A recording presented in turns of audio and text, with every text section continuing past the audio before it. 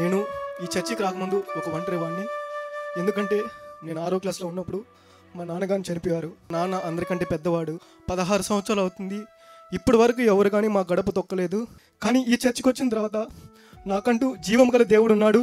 గొప్ప ఆత్మీయ తల్లిదండ్రులు ఉన్నారు. నన్ను ఎవరు ప్రేమతో పలకరించకపోయినా ప్రతిసారి ఈ మందిరానికి వచ్చిన ప్రతిసారి నన్ను నా ఆత్మీయ తల్లిదండ్రులు ప్రేమతో పలకరిస్తారు. టాయిలెట్కి వెళ్ళినప్పుడు బ్లడ్ పడ్డాం. నేను చాలా అంటే చాలా భయపడ్డాను. ఆ రోజు నేను విశ్వాసం పెట్టాను. మరుసటి రోజుకంతా ఇప్పటి వరకు 1 year అవుతుంది. ఇప్పటి వరకు ఒక్కసారి కూడా నాకు అలా జరగలేదు. నేను బీటెక్ చేశాను. నాకు పోలీస్ జాబ్ అంటే చాలా ఇష్టం. కానీ లాస్ట్ టైం నేను ఎస్సీలో మెయిన్స్లో జాబ్ కోల్పోయాను, తక్కువ మార్కులు వచ్చి. ఇప్పుడు మళ్ళీ ప్రయత్నిస్తున్నాను. ఈ రోజు నేను ఒంటరిగా ప్రయత్నించేవాడిని. కానీ ఇప్పుడు జీవం గల దేవుడు నా పక్క నుండి నన్ను నడిపిస్తున్నాడు. నేను ప్రతి సండే మోడల్ టెస్ట్ అనేది రాస్తున్నాను. నాతో పాటు 4-5 మంది ప్రతిరోజు గ్రౌండ్కి వెళ్ళి పరిగెత్తాము. పాస్టర్ గారు చాలాసార్లు చెప్పాడు, మిమ్మల్ని తలగా నిలబెడతారనేసి. వాళ్ళ 5 మందిలో నన్ను తలగా నిలబెడుతున్నాడు.